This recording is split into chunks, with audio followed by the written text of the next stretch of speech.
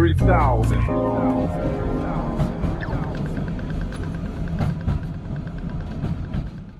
What is doing? I hate doing it, but I'd like everyone to like, subscribe, share the content. Sharing is really important. If you like the content that I'm bringing you with the 3000 podcast, you want to help us grow, make sure you do all that stuff. Follow us on Instagram, like, subscribe, share, do all that good shit. Now to the episode.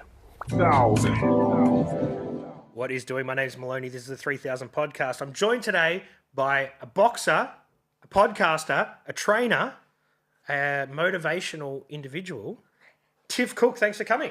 And a musician, mate. And Come a on. musician. And a musician as of Sunday. As of this Sunday or this coming Sunday. When did you become a musician? Last Sunday. Okay, you became... People weren't expecting the musician part. Neither was I. Right. Neither was I as late as Saturday. Right, and what happened? Oh, I watched Whiplash, so your musician friends would probably know that film.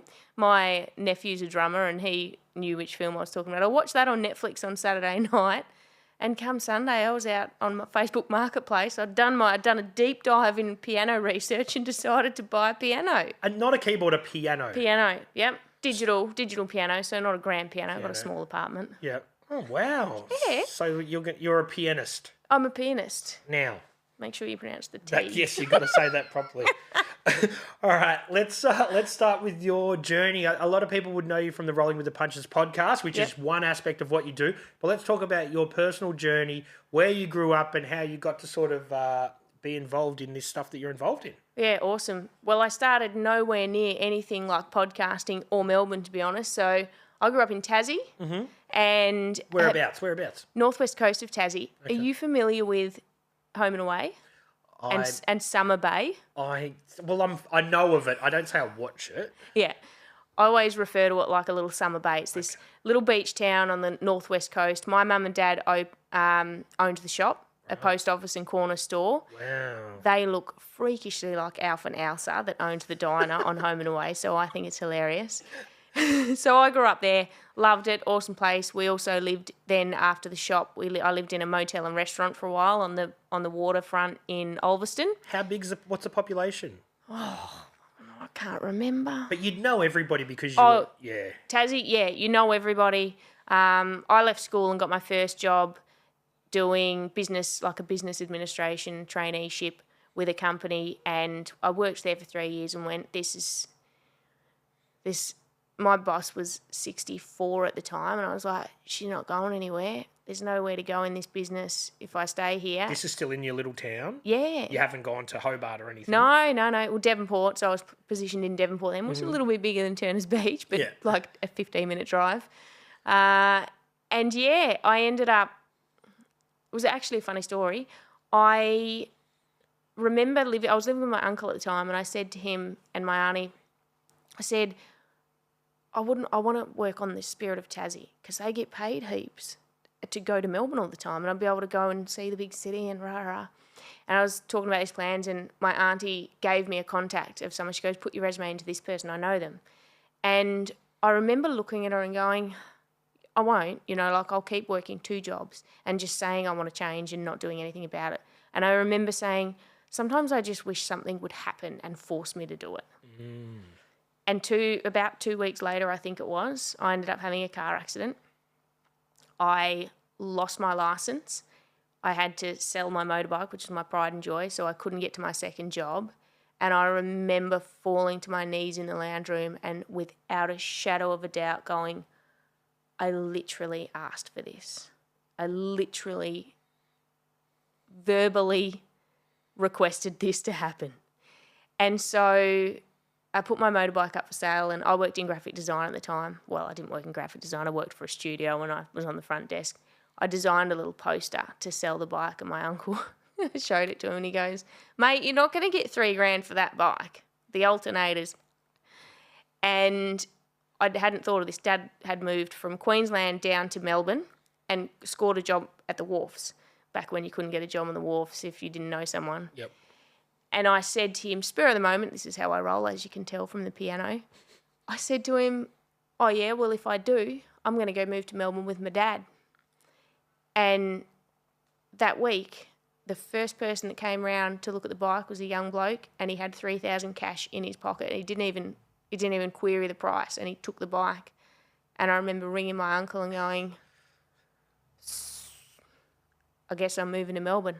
And that was it. Here I am. Wow, there you go. So you put it out there to the universe, and in a roundabout way, it delivered, but in a bit of a negative connotation sort of way. Yeah, it did. And things like that have really shaped my relationship with adversity and hard stuff, because there's been a few times when things like that have happened, and I've gone, I know when I don't have the balls to make a move that I say I want to make, when I twiddle my thumbs, life just comes on in and kicks me.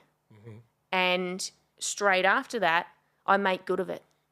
And so it's really interesting. I feel like I make good in adversity. Like it's a place where I probably do some of my best work. You thrive. Yeah. Were you spiritual then? Were you putting it out there in that way, or you just sort of thought it were just thoughts? Yeah, they were just thoughts. But interesting you say that, because I remember moving to St Kilda years after I lived in Melbourne. I ended up living in St Kilda with friends, and I went for a walk down Carlisle Street with one of my friends, and she goes, I'll come into this shop, and it was one of those woo-woo candles and incense shops. And I never read books then either, so for some reason I picked up this book, and it was The Secret. And I opened the front, and I just read this little passage in the front, and I just went, oh, I kind of see where that's happened. Stuff like that happens in my life, like that whole power of the mind, or what you say, or your intentions. And I just remember going, oh, is that a thing? That's it. Well, I kind of believe it. Mm-hmm. Which, so... You were manifesting before you knew what it was. Yeah, and I hate the term manifesting, and I hate people selling the idea of manifestation, and I think that it gets woo-wooified a lot. So what do you label it then?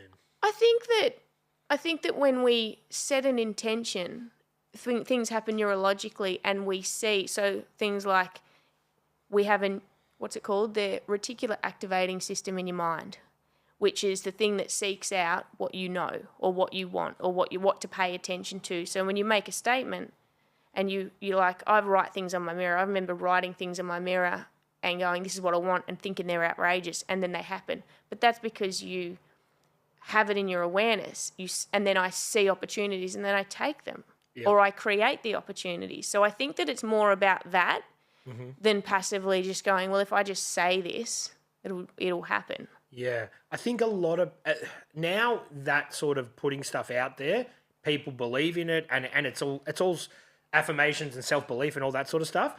But a lot of people just think something's going to happen to me, and that's not the right mentality, is it? No, because you're not doing anything for it. And sometimes I think we don't even think about what it is we actually want, or why we want the thing we're saying we want. I think understanding how and why we think, and the difference between thinking and thoughts, like thoughts that just drop in, and thinking that we deliberately can or accidentally run away with or let run wild, they're very different things. Yeah, and I think just having a positive mindset can open up other possibilities and other avenues of whether it's, business opportunities or just life opportunities. Like, people get to somewhere where they may not have ever thought they would be. That's where I am with my business stuff, because I had a different focus, and then you take opportunities and you end up somewhere else. And that's all part of the positive mindset. 100%. The first podcast I was ever on, so I'd started mine back in 2020 when we went into lockdown, and I was on the U Project with Craig, who I work with now, for my first chat with him. And at the end, he said, if everything goes well on Planet Tiff, where do you see yourself in the next 5 years? And I just went, and I was thinking, and he goes, you don't have to have an answer. I said, I don't have one, and I don't want to make one, because I think that we put our blinkers on. If I don't naturally feel a pull to something and try and create it, I'm going to put my blinkers on. Like 6 months ago, I never knew what podcasting really was. Mm-hmm. And now I'm doing it, and it's changed my life because I was just open to it. Mm-hmm. And so, I think open-mindedness, and not just happening to have the answers. Yeah, and just, open-mindedness is definitely where it's at, I think, because if you get too hyper-focused on something, you miss opportunities that might be presenting themselves. Yeah, 100%. Let's get back onto your journey. So you sell your motorbike, you get to Melbourne with your dad. Yep. He's on the wharf. Yep, he's working on the wharfs. Yeah. I ended up out in the western suburbs for a start. They were living in Keilor, so I was out there. I did a travel course at first, thinking that I was going to travel the world. Realised after that was being a waitress in the sky. I did a lot of waitering, love hospitality, but I was like, I don't think that's going to be for me. Mm-hmm. So I was working in hospitality, then got back into the print industry, which is the industry I was working in, the design and print industry, and worked in that for quite a while, always getting pushed out into sales, which I never felt good at. Right. So, which was funny because I feel like I look back and each place I worked for was like, oh, so you can start doing that now. You can do sales. And I was like, okay. Because you're a female? Because you're young? Because I'm chatty. Because I'm chatty and outgoing and energetic and good at engaging with people. But I didn't see myself as a salesperson. Right. And it was funny because I know that I would take on these jobs and I would think, all right, the money is cool.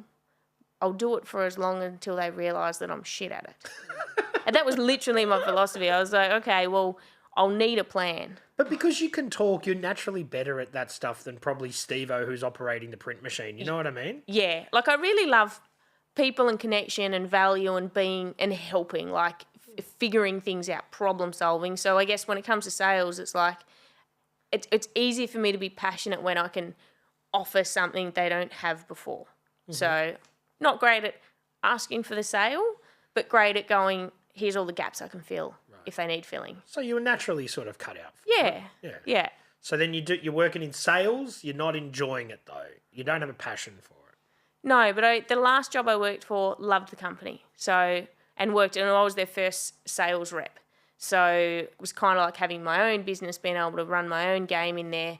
And I was there for 18 months before starting or deciding that I was going to jump out of that, give up working for people and having a boss and be a PT. Right.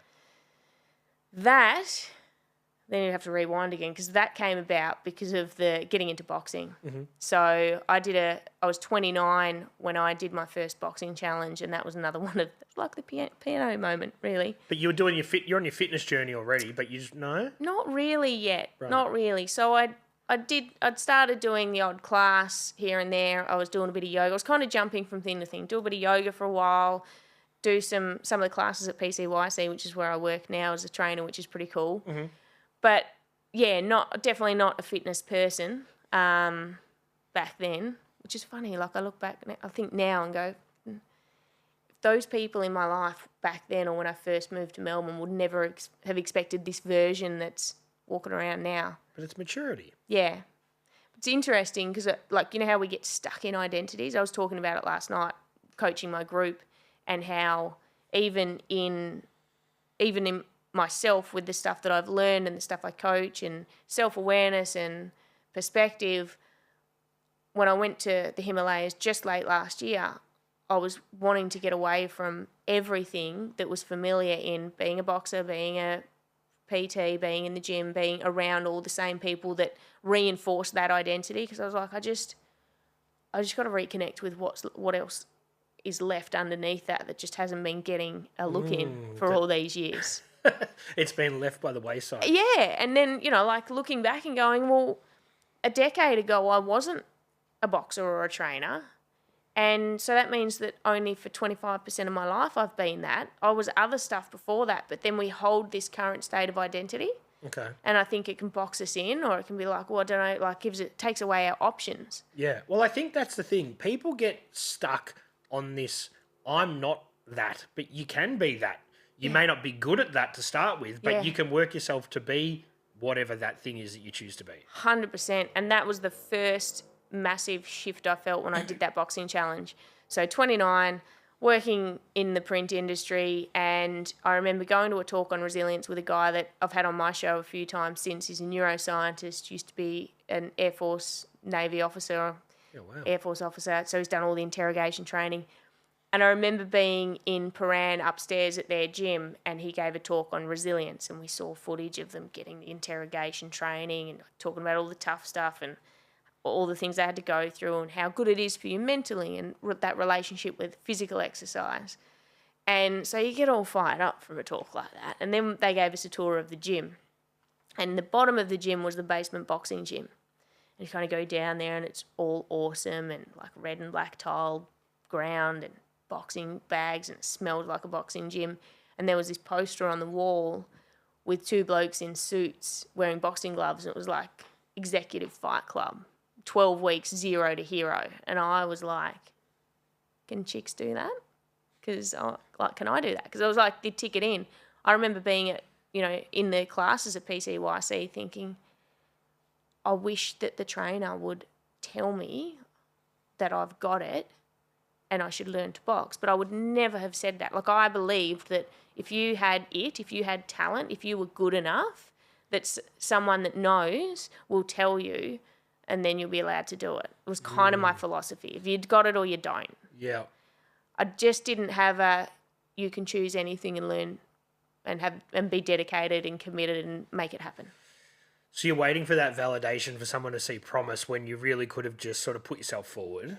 Yeah. Uh-huh. And so I see the poster and I'm like, well, I'll do that then. And you did? Yeah, I did. Was there other females there? Yeah, there was. So it wasn't a male thing. It was that was just the representation on the ad. Yeah. And that was in 2012. There wasn't a lot of, so it's probably usually 1 or 2 fights out of the maybe 10 were female. And females in the sport weren't as common as they are now, which was really cool because then you can be 29 and get into the sport and actually do something with it, which is awesome. So jumped in, told everybody. So part of being involved in it is you got to sell 20 tickets. And I was like, that's a big job because the tickets are like $200 or $250 for ringside. So I was like, I'll sell only ringside.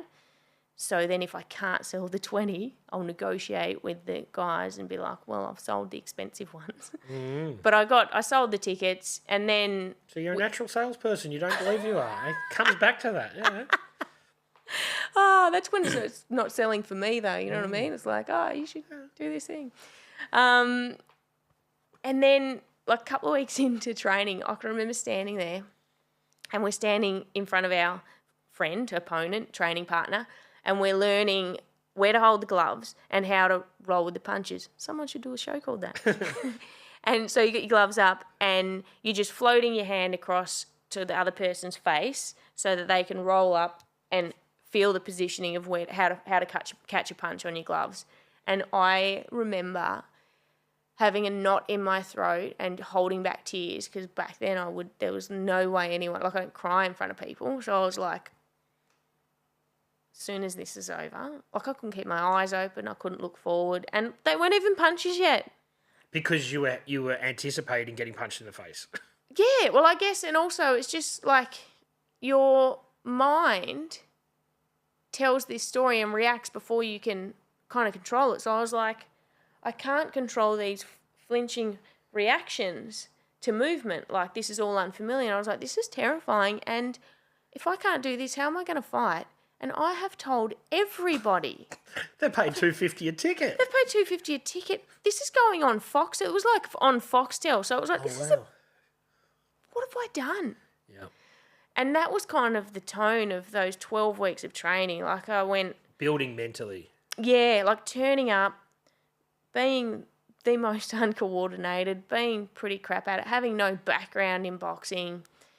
Are other people as novice as you that are doing it? Yeah, there's first-time fighters as well. And you know what's interesting is, especially at that level, what you see is the person who's training and the person who steps in and spars, and then the person who steps in on fight night can be 3 different versions of a person. So how you train or how you spar doesn't dictate how you're going to be as a fighter, which is really interesting. Yeah. Because that's where that mindset and how you manage the emotions and your nervous system in those moments changes everything. So at this point in time, you weren't thriving under pressure yet?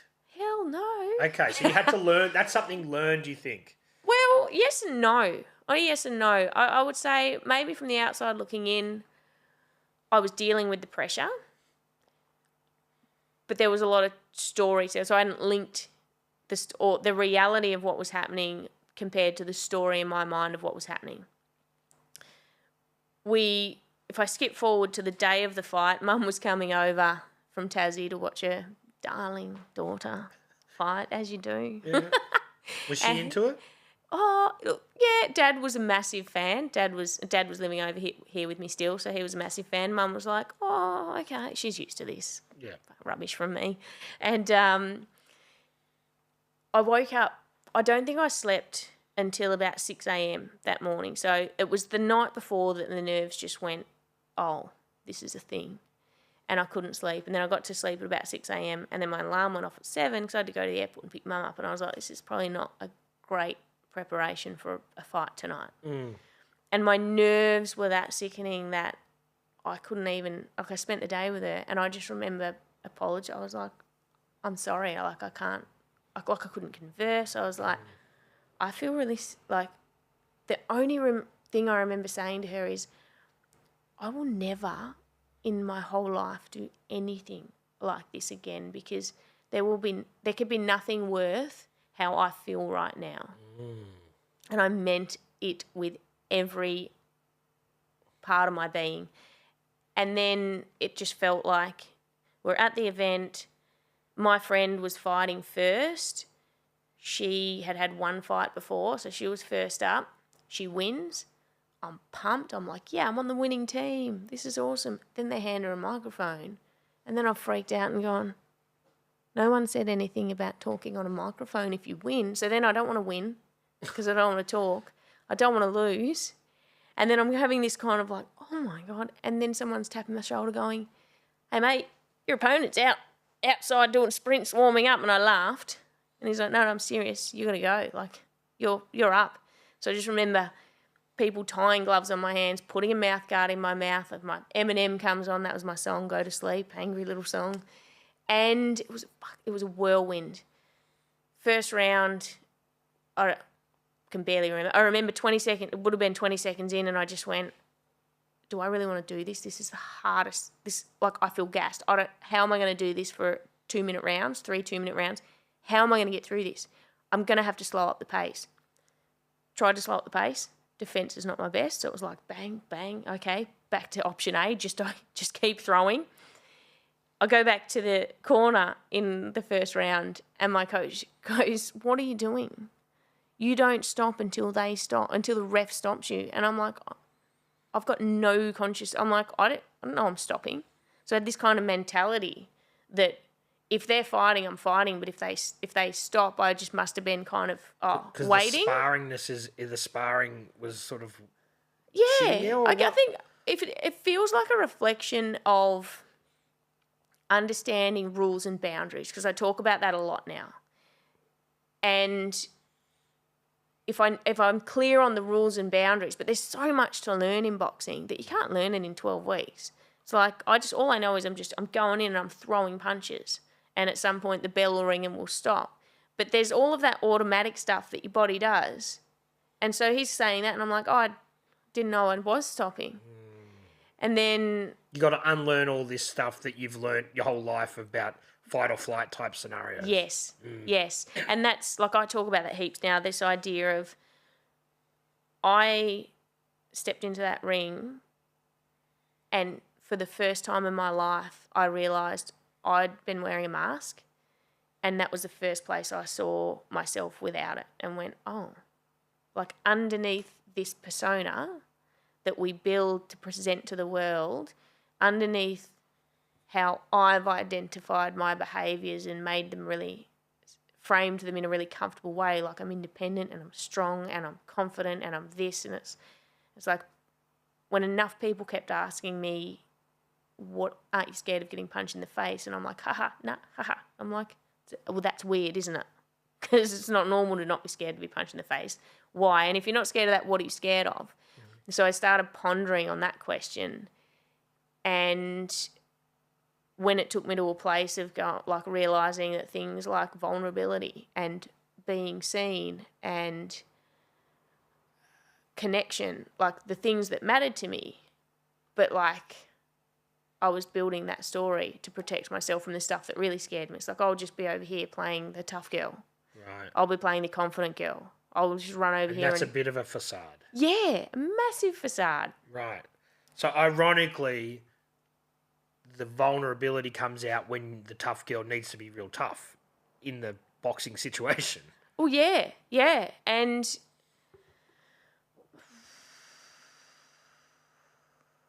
like when I think of some of the actions, so when you're in the ring and you have no time for a story, so a punch comes at your face and you react, like I did when we first learned the moves. It's like you either flinch and get out of there, or you reciprocate. You block and you hold your ground and you stay in there, and there's no room for, I feel like in life there's a bit of space to wiggle around and get a different perspective and go, oh yeah, I did that because of that. We can trick ourselves. I think I tricked myself a lot in going, oh, he's so brave. It's like, no, you're not brave, you're actually terrified. You're not running to, you're running away from a lot of stuff. Mm-hmm. And that's really clear in the boxing ring when you're running away. Uh-huh. And to learn to stand up and walk forward physically, you start to, like, I just remember driving away from training. Ever since I've started this, even the most recent times, driving home and just feeling realizations drop in of, I see that happen in your life. I see what you're doing there. I see how that physical metaphor shows you what you do in life. So that's a huge moment for you and on your personal journey. How does the fight actually transpire? Do you win? I win. Okay. So which I didn't realise at first because it was the second round and I've won by technical knockout. But I just kind of remember the ref stops something and I'm kind of then waiting, not realising that that's it. And until everyone started cheering, and I was like, what's going on? Like, you've won, mate. Nice. Couldn't get that microphone out of my hand, by the way. So you're on adrenaline then. Yeah. And the feeling of what I felt that 24 hours before, the feeling on the other side of that was so big that like the first thing I said was I would definitely do this again. Mm-hmm. Like, when is the next one? Yeah. So it was amazing to face the hardest, most uncomfortable thoughts and feelings within myself that I'd ever experienced, and then realise that on the other side of that, if you endure that, something far beyond that in the positive is waiting. The positive outweighs the negative. Yes, yeah. Do you think if the result had have gone a different way, how do you think? Well, do you know what I mean? Yeah, I know what you mean, but for me it wasn't about winning or losing. Uh-huh. Like, that was obviously a massive win for me, but it was about, staying up, making a choice, standing in, doing the thing, and just not making choices based on those fleeting sensations. So ever since that fight, you've looked at things slightly differently? It happened pretty much instantly? Yeah, I remember watching the fights after that. So we go frock up, get a glass of wine. It's one of those events. We have a shower, put a frock on, get out of the ring, like a little adrenaline-fueled superstar swanning around. But I remember watching a fight and just thinking, 12 weeks. That was 12 weeks of the most discomfort I've endured, of walking into a gym every day or 6 days a week, whether I wanted to or not, to get punched in the face, to most of the time do things that I felt the shittest at, that hurt, that I was tired. I had to change my lifestyle. I had to commit to that, be really diligent with sleep. I had to not have a wine when I went out for dinner. It was like all of these things that were quite uncomfortable and things that I had to sacrifice and change. No matter what the inner talk, self-talk, or the sensations or emotions, whatever emotions come up, I just had to do it anyway. And then it was over in under 6 minutes. I was like, and then I just remember standing there going, aside from just, oh, yay, you won, no one there actually gives a... Are we allowed to swear on this podcast? Of course, yeah. No one there gives a fuck about me and my boxing and whether I win or lose. So in life, if you've got a goal, it might be a 12-week 24/7 versus 4 fleeting minute ratio. So you might have to put in that much uncomfortable work to get this much of the moment. So that moment, that goal needs to be really meaningful for you, not for anyone else. And we get stuck. I think we get stuck in that. We get conditioned, or even behaviourally, we can chase things for accolades or expectations from other people or family or society without actually realising, what's the reason I want this? Do I want this for me? Is this meaningful for me, or am I responding to an expectation or a people pleasing or something else? And we're seeing that even more so now in a numbers game with social media and stuff like that. People are chasing certain numbers. People are chasing view counts or friends or likes or subscribers, which we all are guilty of. But yeah, it's never been more evident. Yeah. And I think for that, so I kept boxing for the next couple of years. But what was really interesting was where it took me emotionally. And I remember I remember going for a walk up St Kilda Road so it would be 2 years in. So we would have, I think I did 4 of the white collar fights. So they would be the 8 to 12 week experience, and that happened twice a year. So I did, the first one was 12 weeks. The other ones I went to a different gym. Did they say you're getting too good at it? No, man, because it's all fun. Like they match you appropriately. So my first one was a 12-week challenge. Then I went to a different gym and they did an 8-week challenge. And people would do them again and again. Right. And then eventually, if you're actually serious about it, you jump in and fight with the amateurs. You do proper boxing against proper boxers. Okay. But I know people that were doing the fights back then, and that was a decade ago, that are still jumping in those white-collar fights. It just depends on what you want to get out of it. Yep. The beauty of that experience, I loved having that as a first experience because the overwhelming focus of it.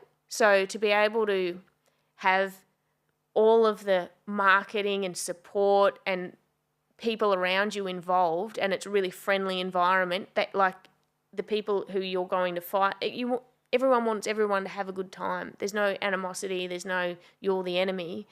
And you get your fight song, you get your fight name, you've got the lights, you've got thousands of people. You've got this big event, whereas you go to the amateurs and you're in, the Calabria Club downstairs, and you just jump up on the thing in your red shorts and your red top or your blue, and it's just a different experience. So that real overwhelming, I loved that.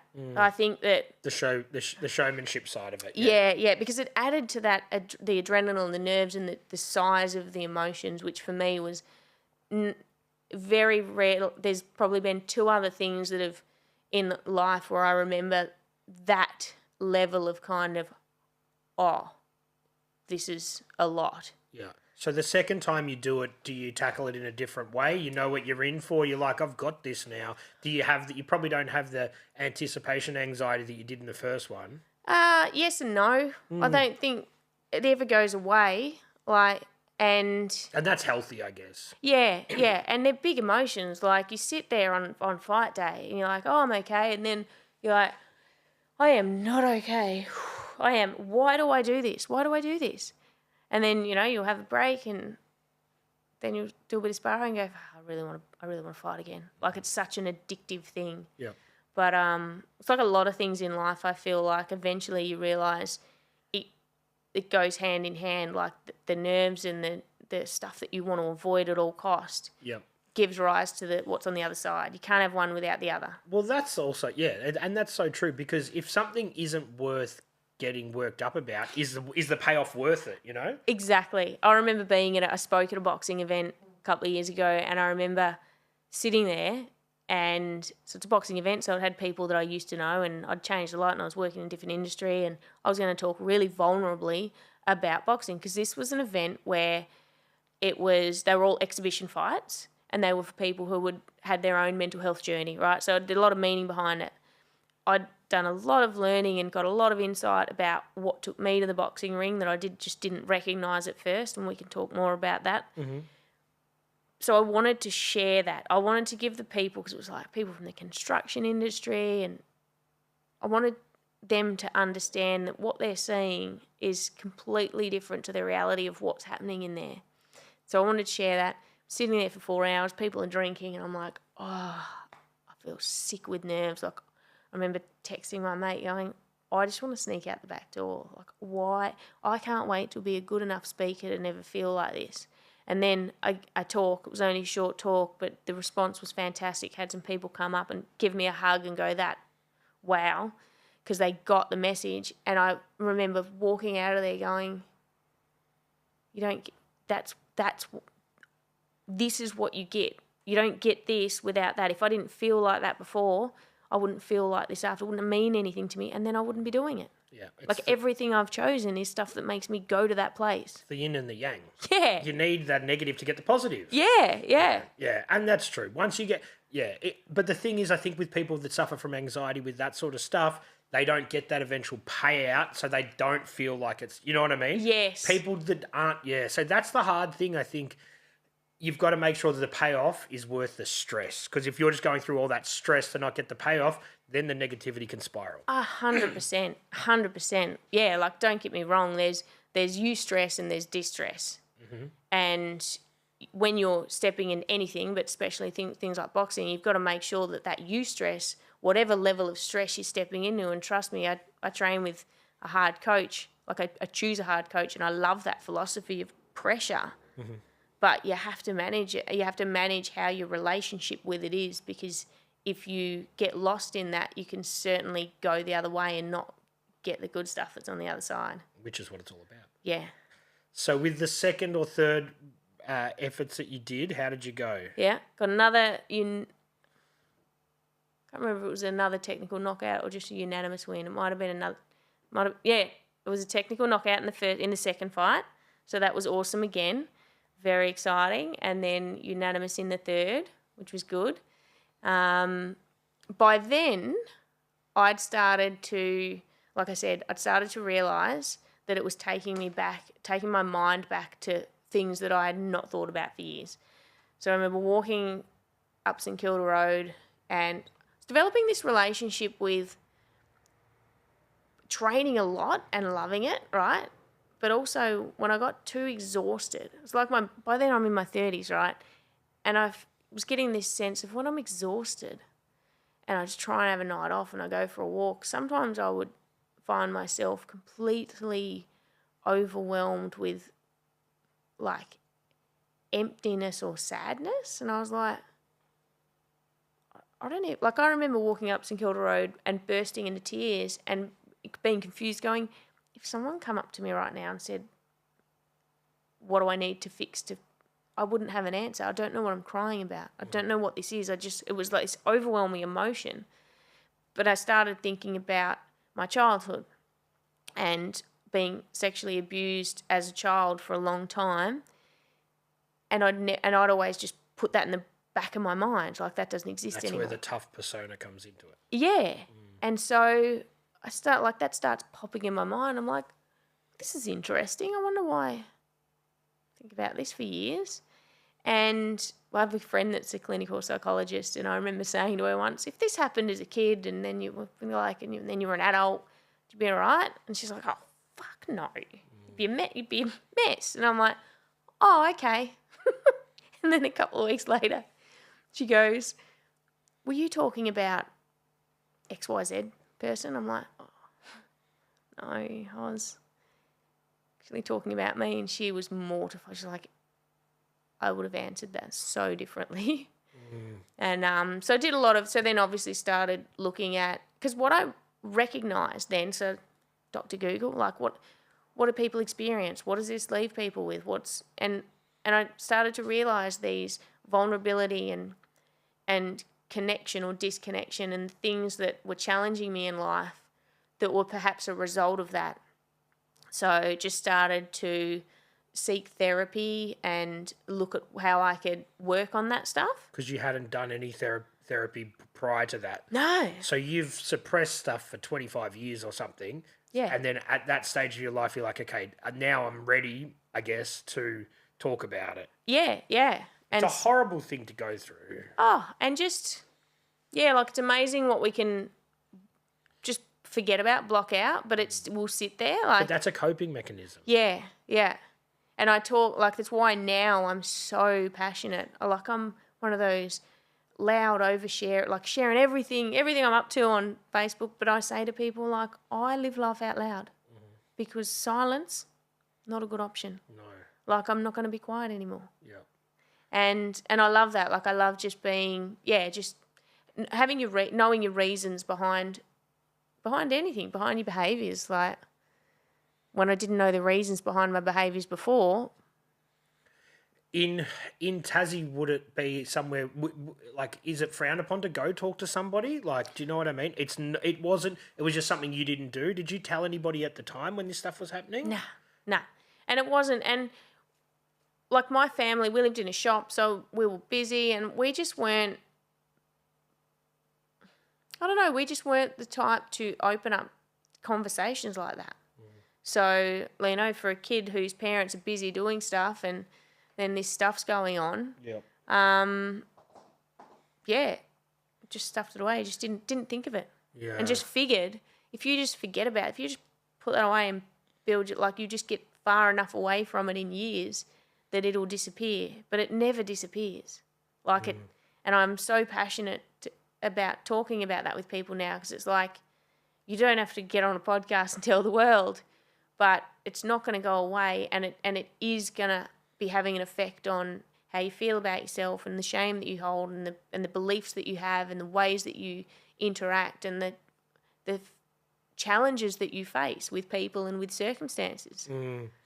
And I've spoken to a lot of people that have been through similar situations on this podcast, which is obviously a horrible scenario, but the sooner you deal with it, the better off you will be in the long run, I guess, which is hard because, you know, it's stuff that people don't want to deal with. But I think a lot of people that I talk to, and I've had a lot of people that have had a lot of substance abuse on this show, the trauma for something like that can manifest itself into, you know, substance abuse issues. I guess for you, you didn't go down that route, so you're almost lucky in that respect. Yeah, which is interesting because addictive personality with a lot of things, very all or nothing. You're lucky you found exercise early. Well, is 29 early? Well, you know what I mean. Some people are still in their 40s and they're still dealing with this stuff. Yeah. I will say, when I was younger and used to go out, I was not confident to go out without being fairly well charged with alcohol in order to bring that persona, to bring that was like, oh, well, I've got to drink it. You know, I remember I would work in hospitality, so I'd work first and meet people out later. But it was always, I've got to have a couple of drinks before I go out because I have to be able to engage. And that was just that, I guess, that lack of confidence. Masking. Yeah, 100%. So then you go through therapy, you deal with it, which I guess I'm just presuming you're going to say it was a tough experience, but it was something you needed to do. Yeah, it was an ongoing experience. Like, I think a lot of people think therapy is I'll just see a person for a couple of things and get, like, my first therapist, I laugh because I say I went to look at, especially like relationship and connection kind of thing. That's where I felt my challenges were really holding me back, was the ability to be vulnerable and connect and trust people. And my first therapist broke up with me after the first session. And I was like, oh, she's referring me on. Because it was out of her wheelhouse? She felt, I would have been a really challenging person to break through with. She referred me to someone who did a therapy, like a somatic therapy called Radix. And I remember seeing this lady for a lot. And I remember her often wanting me to punch a pillow, like physically do stuff. And I was like, I do boxing, I'm not doing that. I'm not, no. Which I think somatic therapy is really valuable. But I think through someone's journey, it's like, when do I need to figure things out? When do I need to talk about it? When do I need to do the cognitive understanding? And then when do I need to shift things in my body? The shifting things in my body had already started through boxing. I've got my stress release in that. I need the mental release. Yes, yeah. And I just wasn't ready for that yet. And I went to her a bit. But then I went to another guy who was a friend of mine's, psychologist.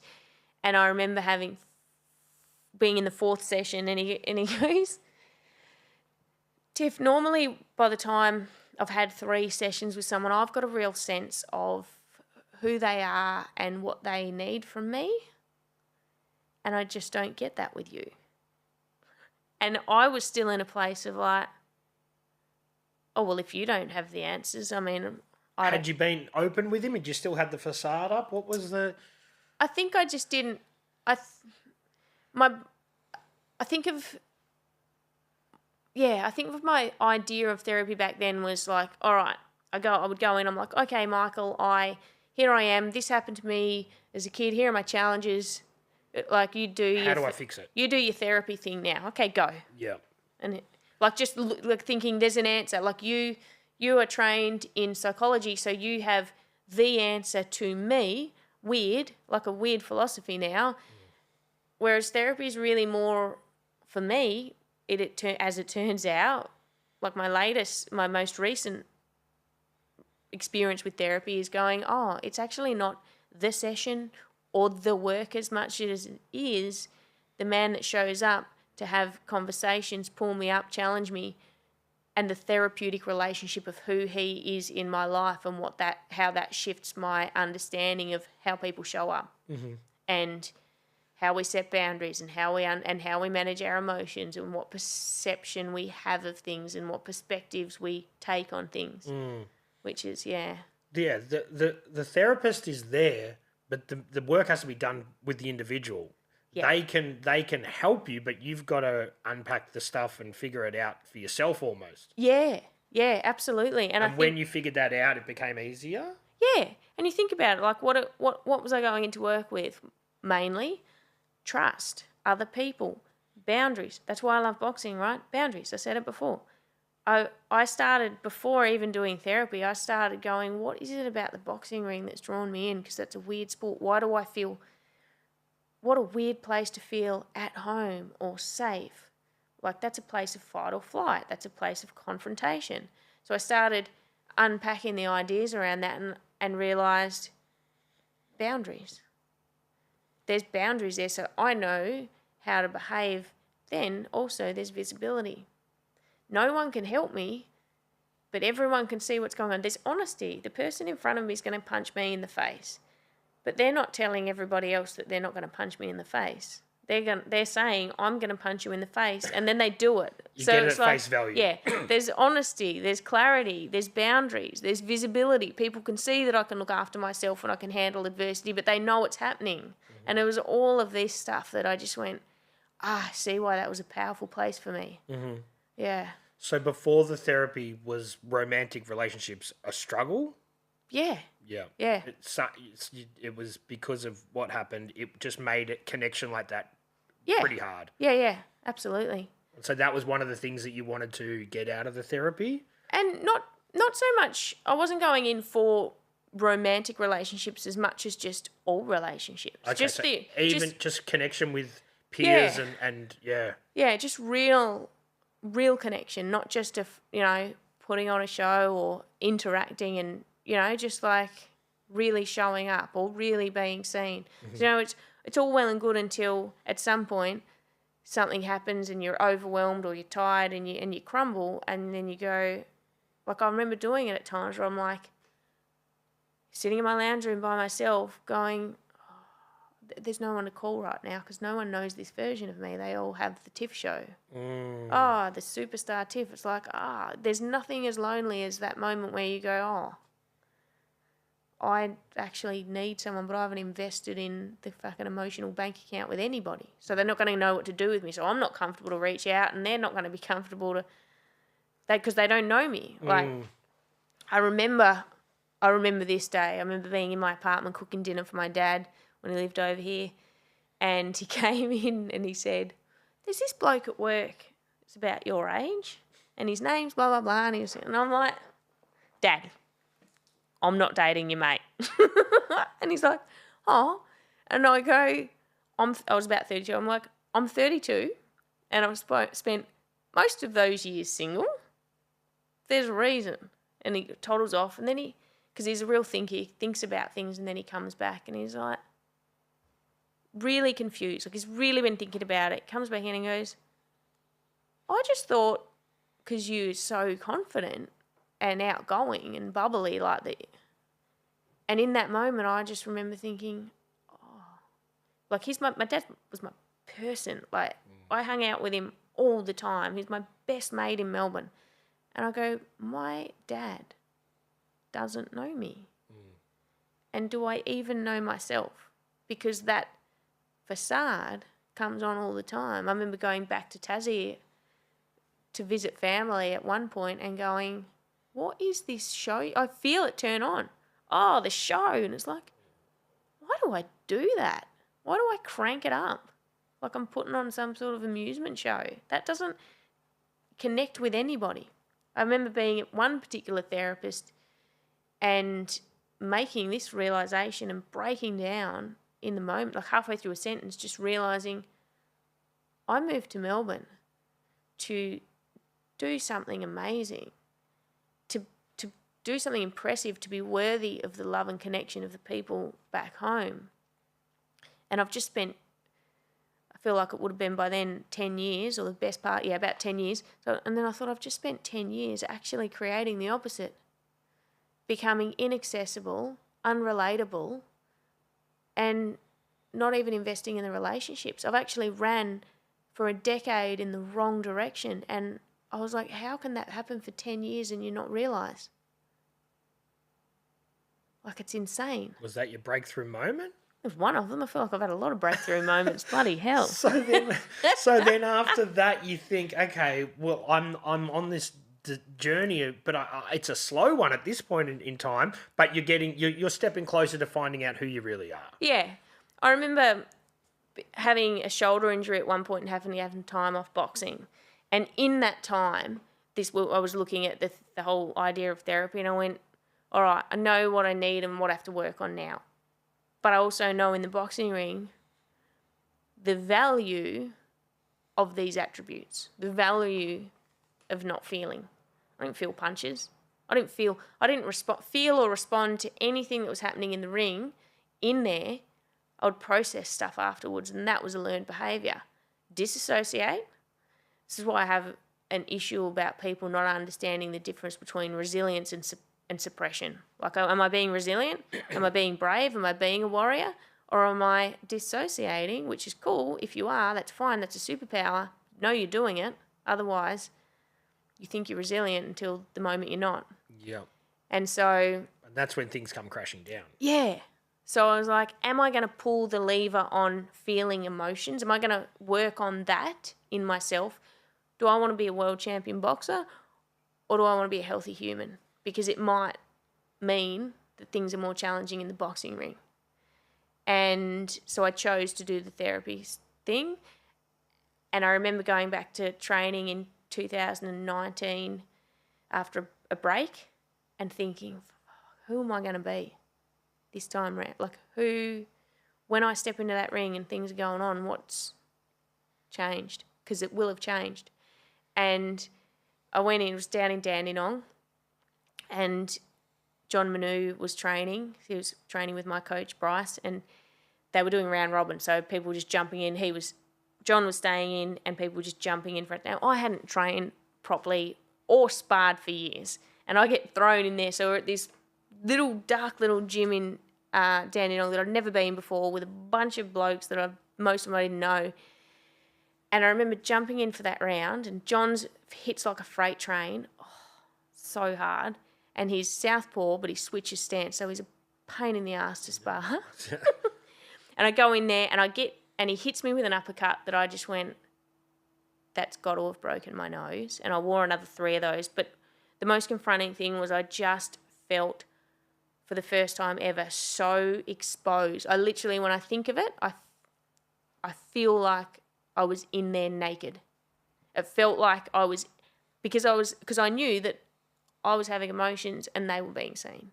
I felt like I didn't want to be in there because I was so overwhelmed. And I was like, that's cool. That means the therapy's done some stuff, but that's a challenge. Yeah. So, and you've been through a lot of different therapists at this stage. Yeah. So, and I guess that's a good thing to let people know, because people might try it and you may not find the right one, but like anything, it might be like going to a gym or whatever.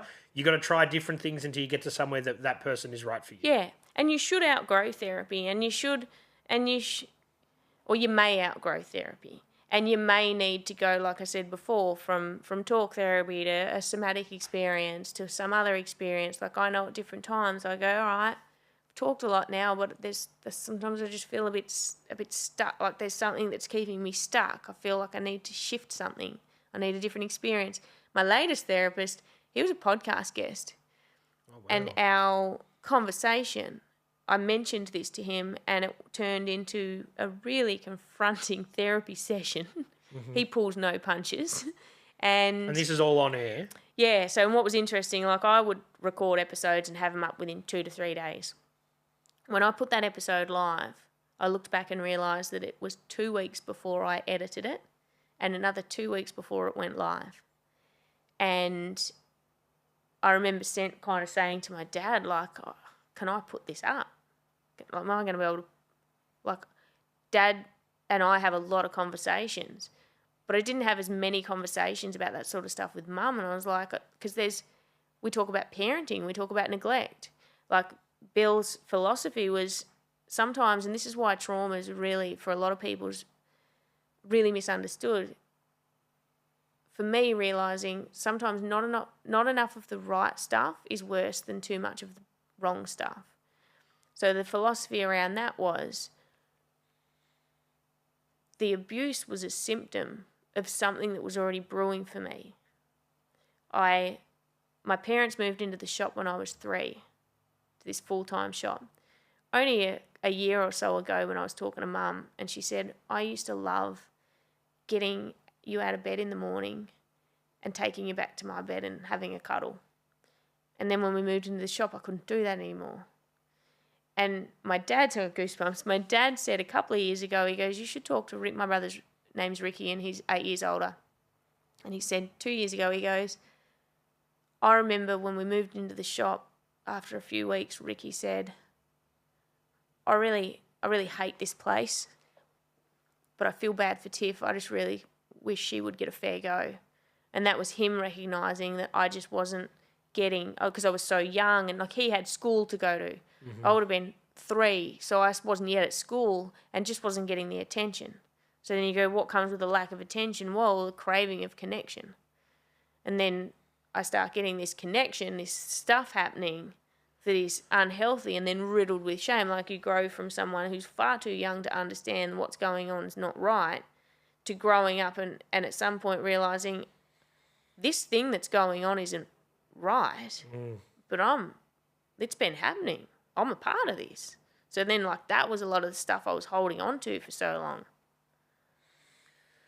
That's heavy.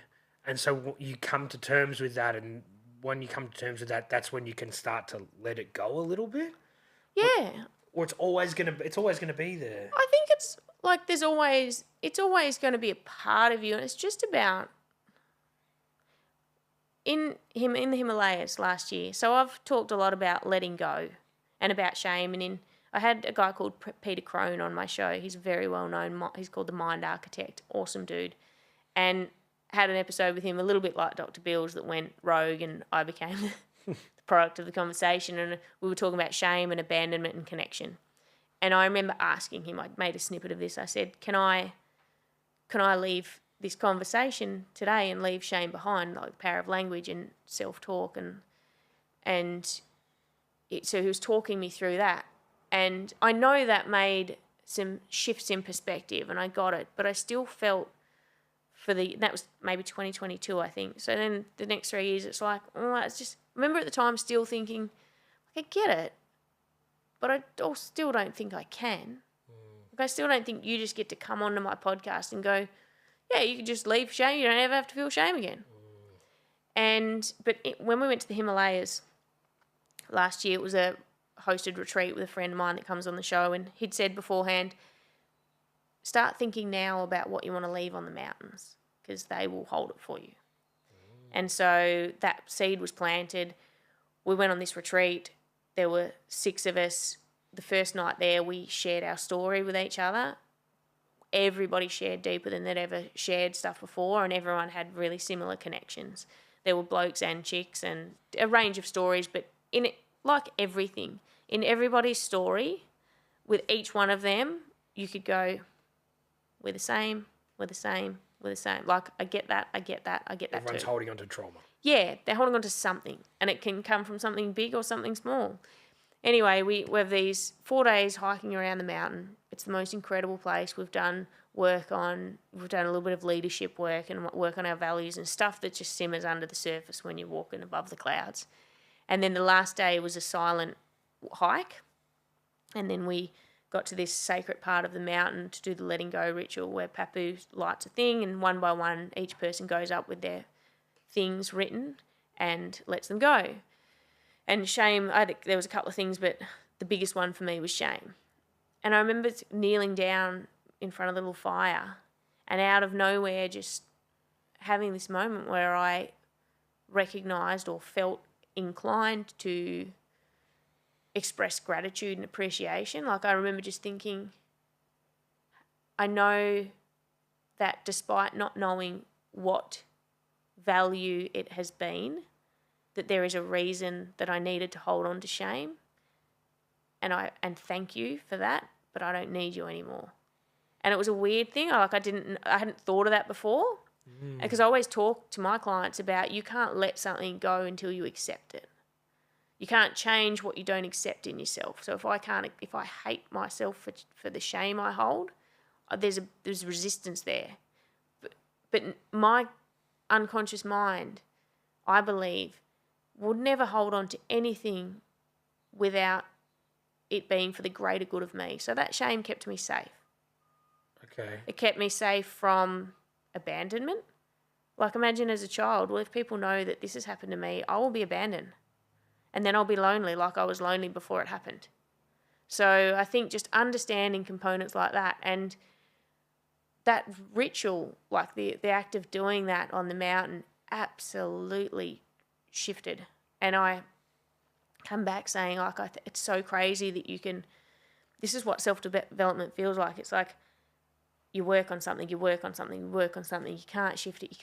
It's like, fucking nothing works. And then overnight it works. It's like, did I shift that in a moment on the mountain, or did I shift that over 10 years? Like, both are true. Yeah. Yeah, it's like an overnight success that takes 10 years. Yeah, you know? Yeah, yes. but that breakthrough moment that happens, yeah. 100%, yeah. Yeah. Yeah. So that was an experience, obviously, that was extremely valuable to you. But Yeah. I guess the moral of the story is you don't need to go to the Himalayas to let things go, but that's what works for you. Yeah, and I think for me, it was getting out of the environment.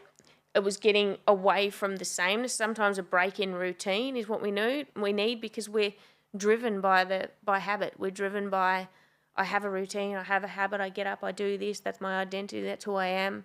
Take yourself out of that space, take yourself out of that routine, and you're not just cueing same behaviours. Mm-hmm. You're like, oh, I feel really different. I have different thoughts. I understand things differently. Oh, what have I been doing? Yeah. I'm a sucker for that. Like, I'm such a workhorse because I like to go all or nothing. It's like that I need to make sure I'm pulling myself out, because too often years have gone past and I'll step out and be like, oh, this has taken way too long for you to make that change. Should have happened a long time ago. Yeah, and it's hard to see the complacency as a negative when you're working towards something. That's the hard thing, because you're like, I'm working, I'm doing this, I'm making a positive impact, I've changed this. But the complacency and the routine can inhibit you sometimes. 100%. And like all of the rules, all of the things that I complain about, which I think is true of a lot of people, all the things I can complain about are up to me. They're me. They're my, like, I got to a point last year, I was like, you know, it's not fair that I work too much. Like, I love what I do. I do all the stuff I love. So on one hand, I'm like, I'm so lucky. But then there's part of me that goes, yeah, but I work 7 days a week. I can't do that. It's not fair. I work so much. Talk to your boss. Oh, it's me. I'm my boss. I just started taking 2 days client free this week, and that's because our gym closed and I was working out of a different gym, so my schedule changed and I needed that break. And I was like, why did it take for that? Why? You need to get a better system. You need to put in more breaks so that you're in different environments, so that you can make the choices quicker when you choose them, not when the gym has a malfunction and needs to close for a while, so you have to go somewhere else. It's like you're just leaving the world to do your job. Yeah. And it seems like this is a bit of a repetition, a bit of a pattern for you, that things push you rather than you making the decisions. Yeah, definitely. And I think that's just that all-in nature of me. It's like, just busyness. And busyness is cool, but also not, because you need to give yourself space. You need to, and I think that's why I chose when I took that first Saturday off. And I was like, what is a new thing? I was already thinking this in Tassie. What's a new thing that is different, that's not related to the stuff I do, that's not boxing, that's not in the gym, that's not a sport?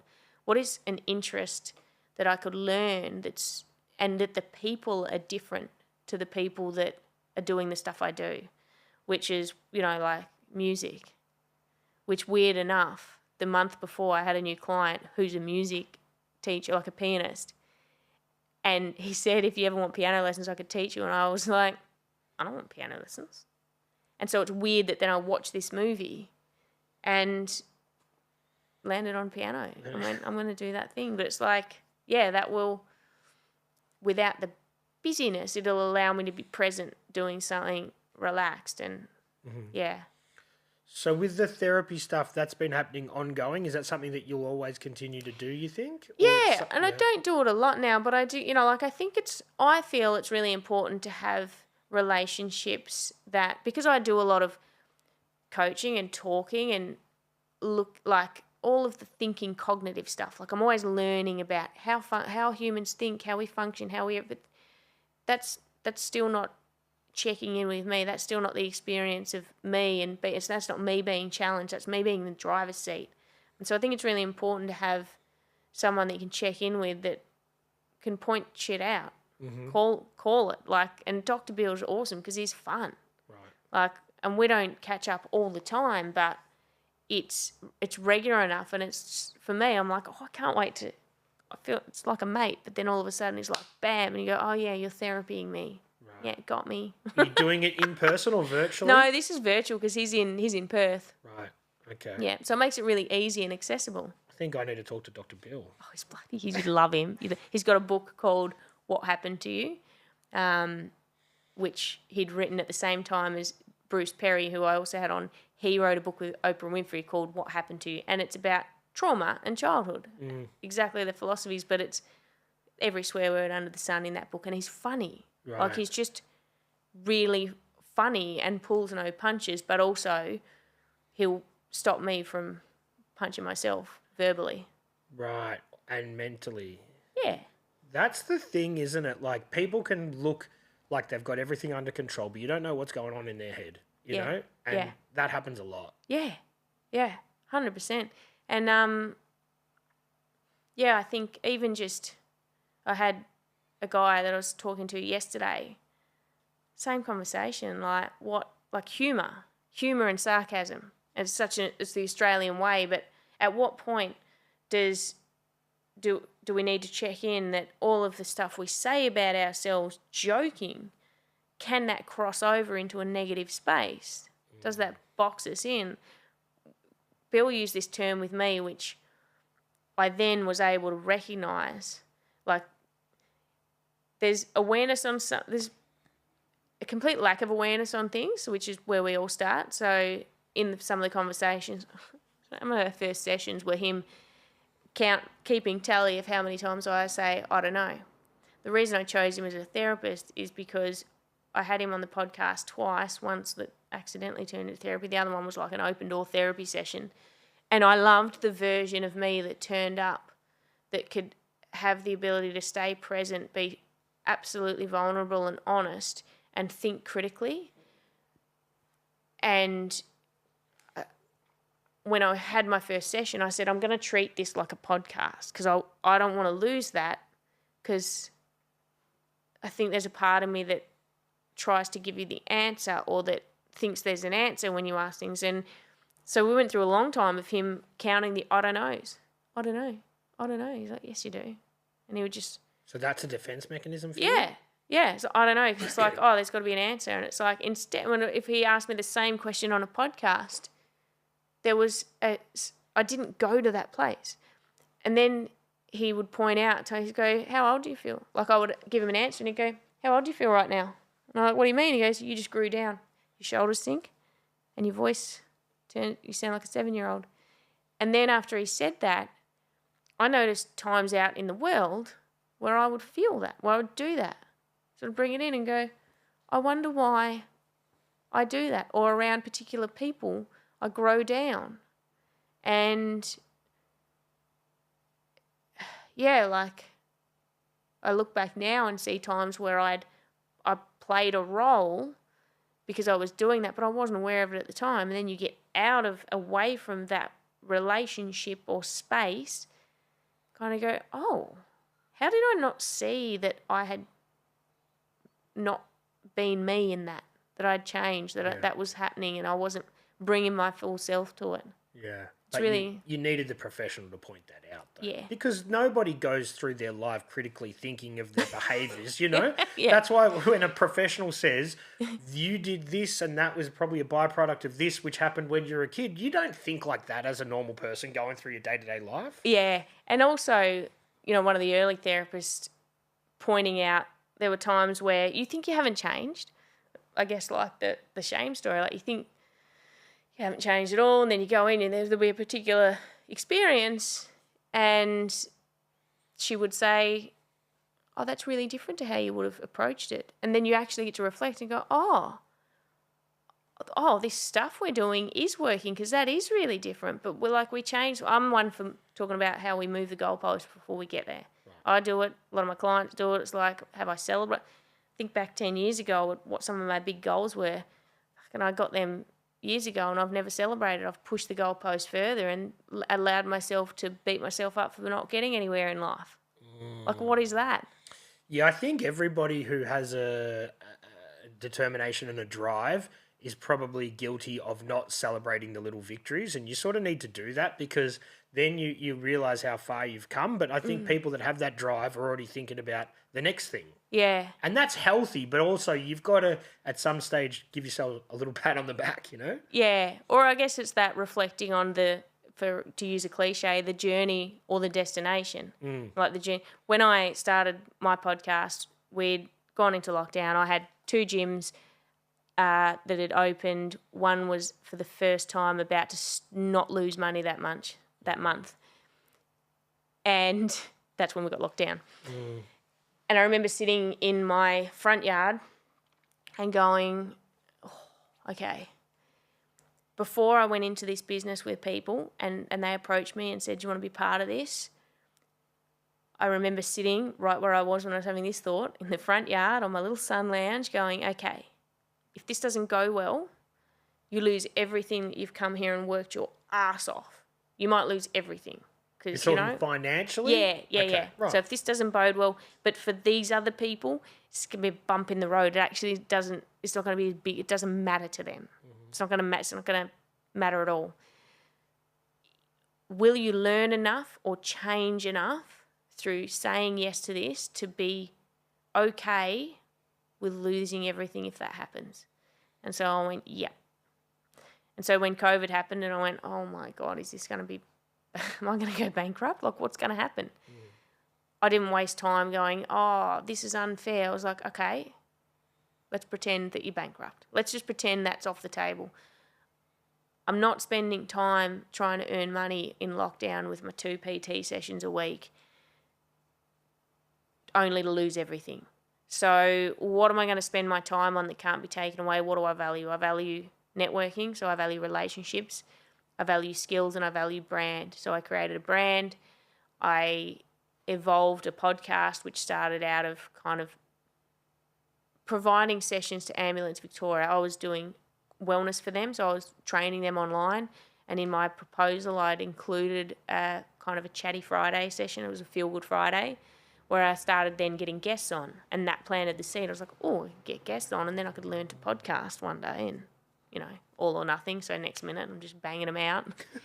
But the growth of the podcast and that it just blew up 8 weeks in, I get an email. 8 weeks in, I had my own first sponsor that I had gone out and made it up. I'm like, how do I get sponsors? How do I do this? And so I made up a way, because I did business networking, I made up a way to give a valuable package and provide that.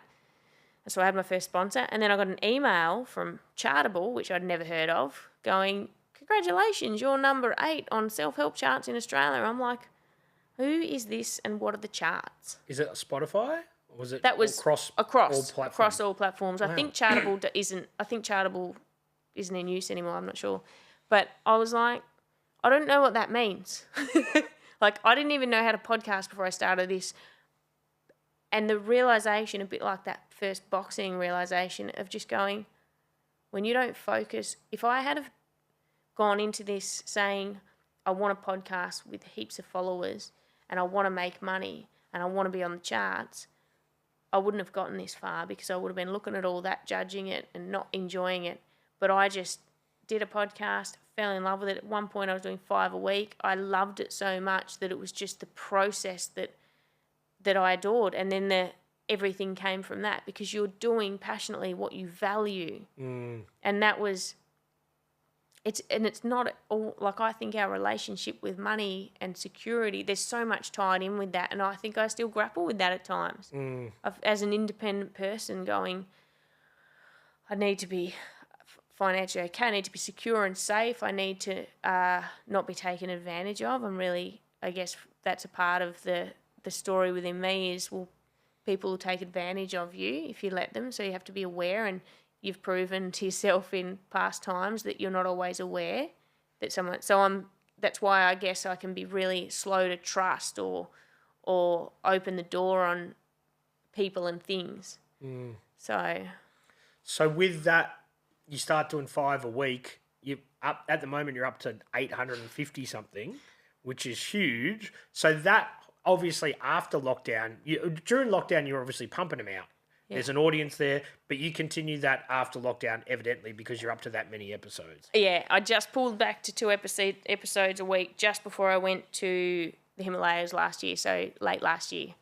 And just went, all right, we need to calm this down, and wanted to focus more on my coaching and building a bit more of a speaker profile, which I really enjoyed doing, but just wasn't giving myself any time. So I was do my podcast, and then I produce on another show, the U Project, anywhere up to 4 or 5 episodes a week on that. So it was just a lot of time, and I'm like, okay. Yeah. And I'm not sure what the record is, but there's got to be close to an Australian podcast to run that consistently, to have 800 and something episodes. It's got to be almost a record. Yeah, it's pretty cool. And the U Project, we've done nearly 1,800 or around. 1,800? Yeah, I think so. Yeah, because that's now daily. That's now a daily show. When he first started, so I started producing for Craig in 2020 because he saw my podcast. He was a bit of a mentor of mine, and I would help out at his events. He saw me launch mine and saw the success within 3 months, and kind of rang and said, I want to start doing an extra episode. Can you? So I would get the guest and I would co-host that and produce it for him. And then, came on as a producer for them. Wow. Yeah. Did you ever think you'd be producing stuff? No. No.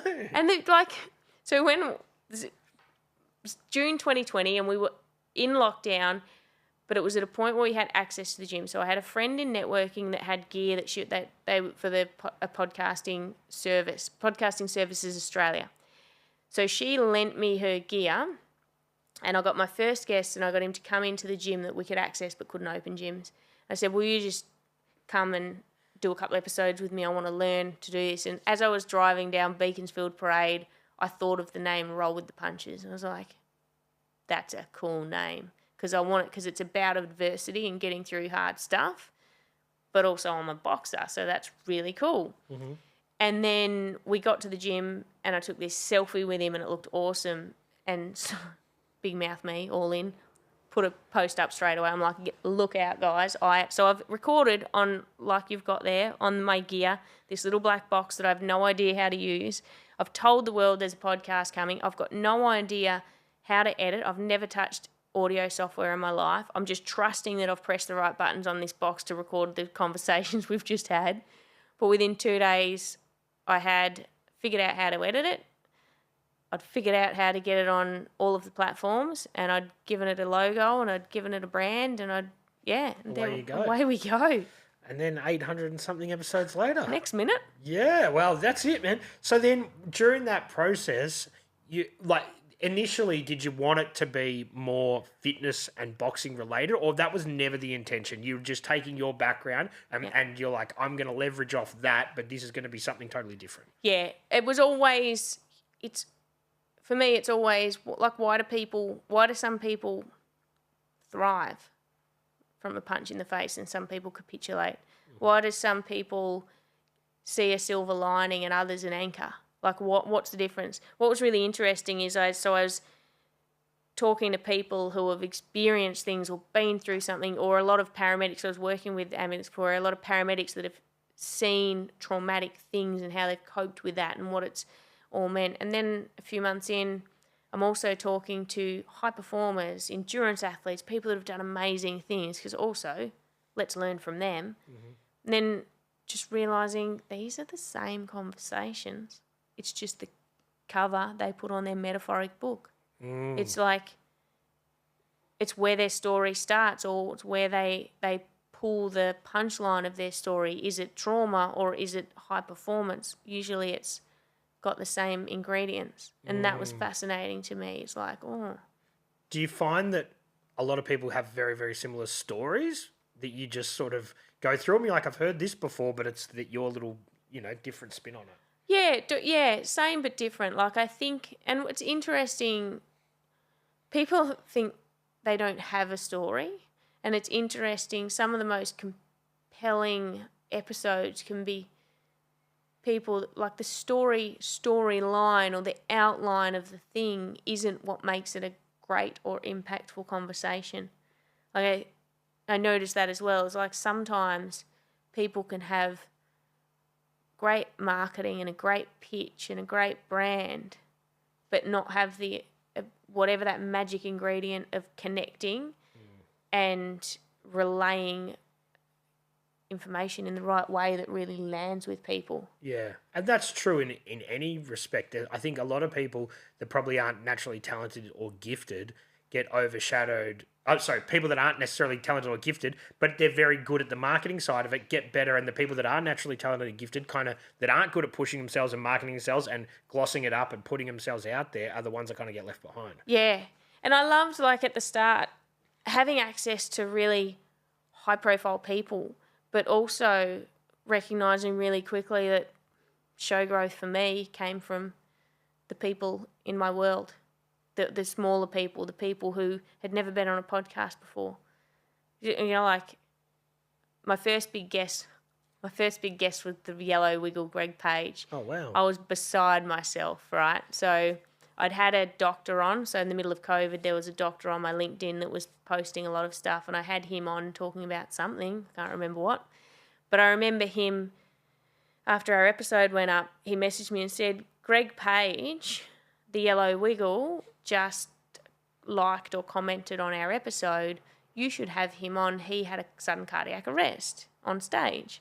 And so I had him on, and I was so excited and couldn't believe that someone like that was going to come on. So I remember having a post on my Facebook, readied it, but I was like, I'm not hitting post until he shows up, because surely he's not going to show up.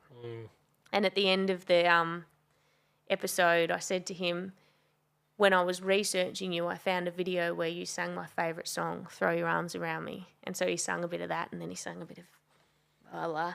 And then I was telling my friend who's a musician, I was like, it was really cool. He goes, you should get Mark Seymour on that wrote that song. And so I emailed Mark Seymour just through his website, and he said yes. And last year, this is really cool. So he started training with me in the boxing ring in 2022 or 21 or 22, I think. Because he's local to, like, St Kilda area, isn't he? No, he was Mornington at the time. Oh, right. And he'd come in and filmed one of the Channel 31 in live in studio episodes that I was doing at the time. And then we'd had a massive chat and connected over boxing and during that. And I said to him, you should come and do a session one day. Like, come and do some stuff. Be really cool. And then can't remember how long later, he reached out and said, which gym are you training out of? And so I started training him. And after a few sessions, I messaged him. I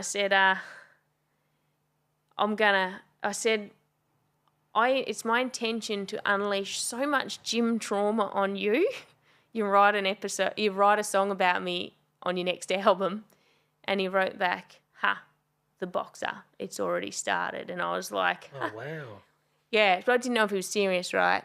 And then about a couple of hours later, he just asked me a couple of questions about life and Tassie. And I was like, why?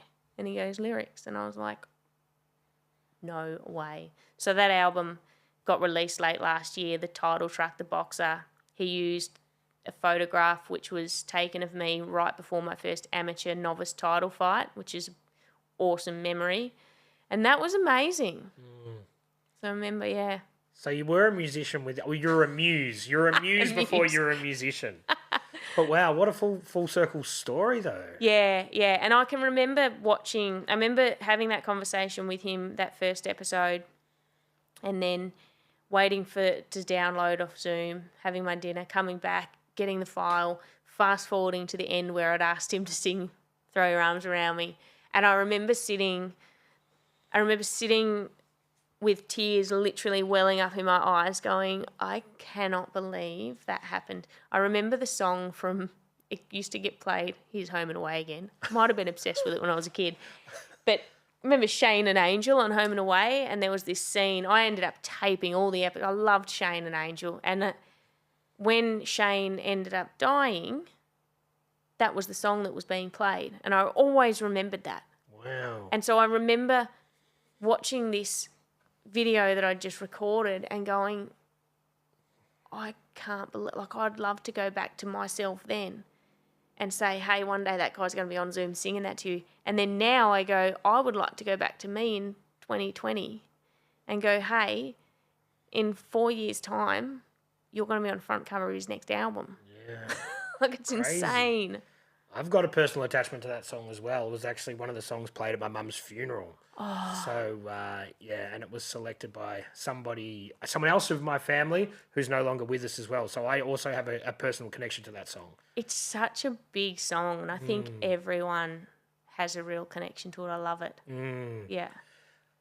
So that's a huge story for him to turn out from somebody who you looked up to someone you wanted to get on the podcast to someone you trained and then someone who wrote a whole album, loosely or very much based around you.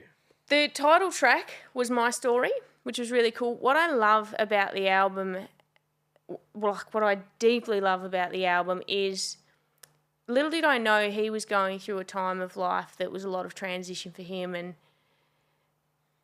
and boxing, because I think he really connected with boxing in the way that I did. So that idea of coming in and learning and doing the hard thing and learning about the sport and the psychology of it. And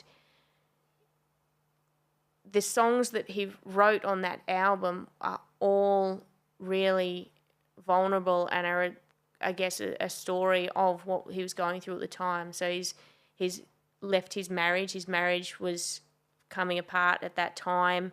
There was a lot of processing of emotion and stuff, and it's kind of a storyline of that. And for me, that fit. It was like I love people that are honest, and I love music that tells an honest story and that connects. And so to hear that and know that unfolded throughout that time was just such a testament to, I think, boxing, to the art of sport of boxing. Was it the Australian? We had a journalist from the Australian booked to come down, and he'd said to me, he wants to come and do a session at the gym and write a story. And I was like, oh, okay. And then just before the guy came down, Mark was like, I might cancel that story. It's a bit weird. Because there's the perception, people's perception of boxing. Oh, it's a violent sport, or it's this or it's that, And I think from a PR perspective, he was always like some people don't get it. Anyway, the guy came down and we did a little bit of training and it was just a brilliant article. Like, I loved it. It was really, just really, stuff like that was really cool to reflect on. And he was glad he pushed through with it in the end. Yeah, I think because when you have a journalist involved, they're writing the story, and it's like, what are they going to make of this? Yeah. What are they going to put together? How are they going to tell the story? And I think there's been people that'll interview, and they will try and put words or narratives into their questions or take things. For sure. And that's another reason why I like to do this unedited. I'm not going to chop it up and make you look a certain way. People have got as long as they want to sit there and tell their story, which is going to come out exactly how they spoke it. Yeah. And you'd be much the same. Yeah, 100%. Yeah.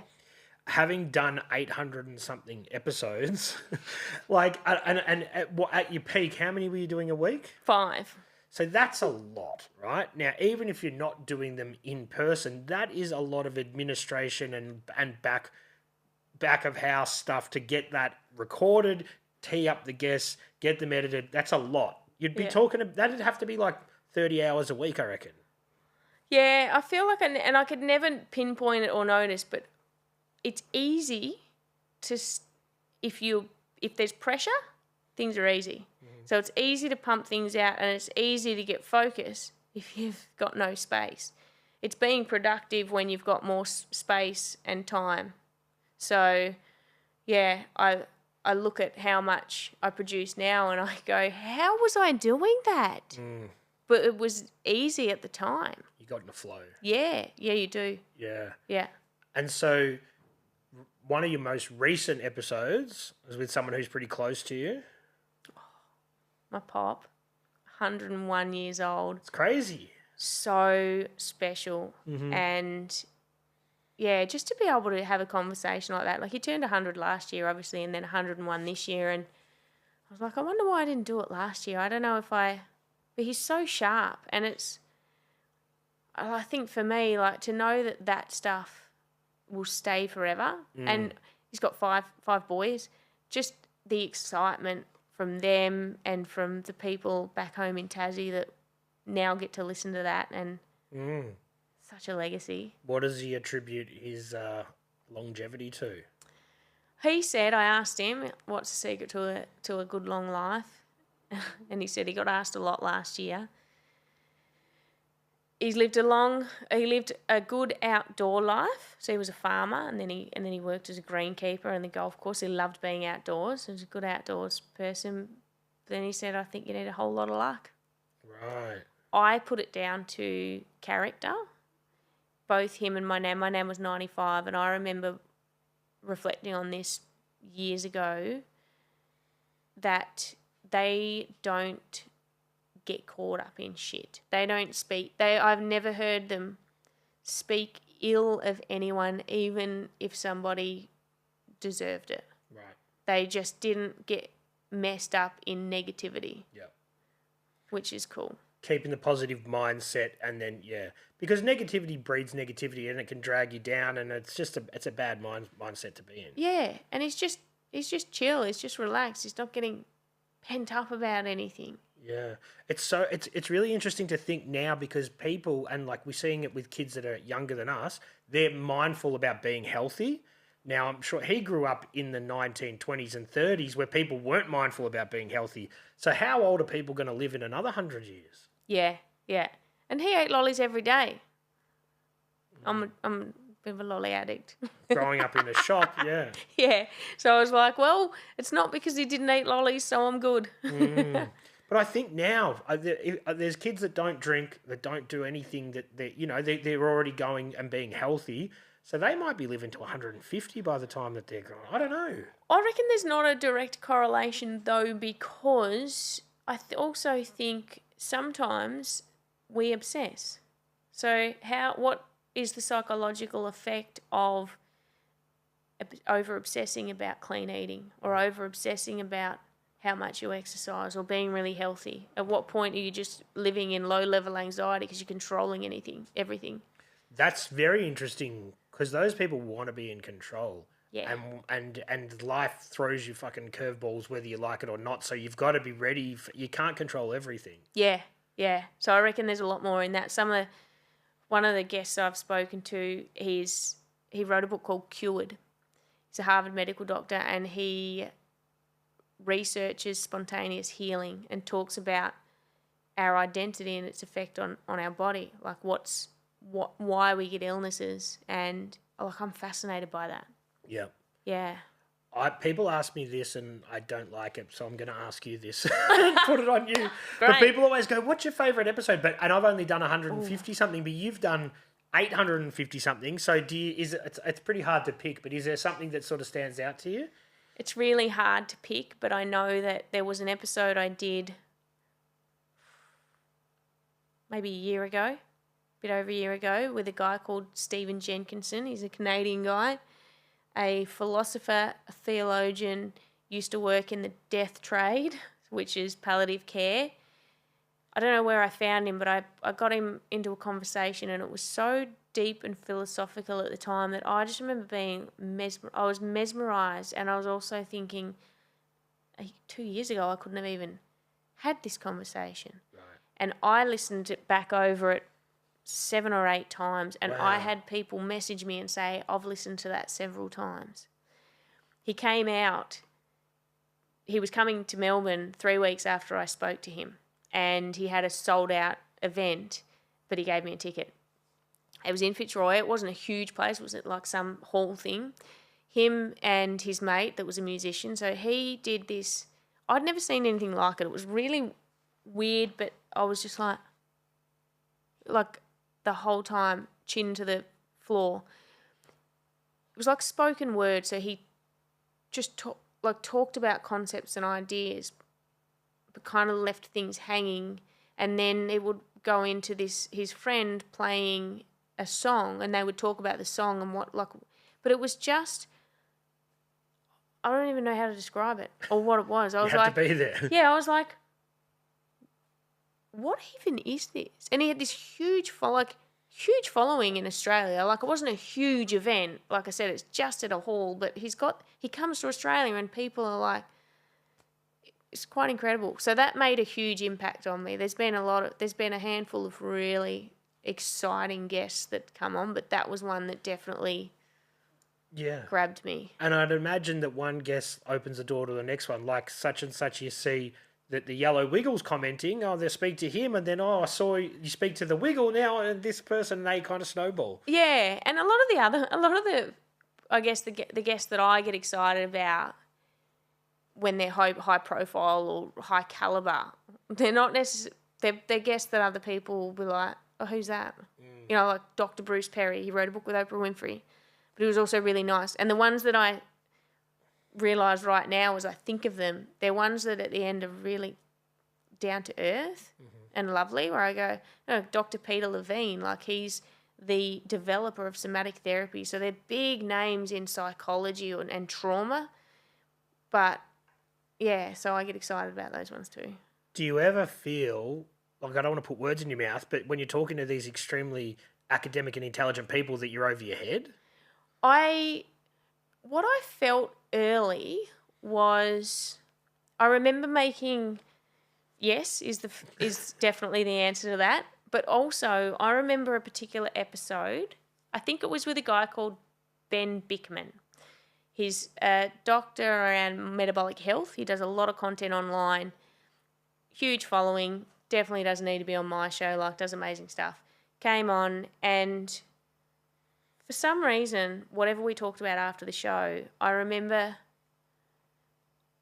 thinking that it's not my platform or me, or it's not my platform or my audience that I get to gift them. That's not the benefit to them.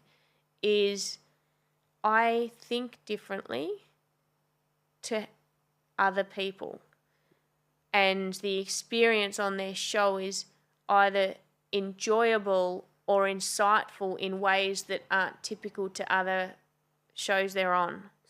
So your vulnerability, or your somewhat, you're not a doctor.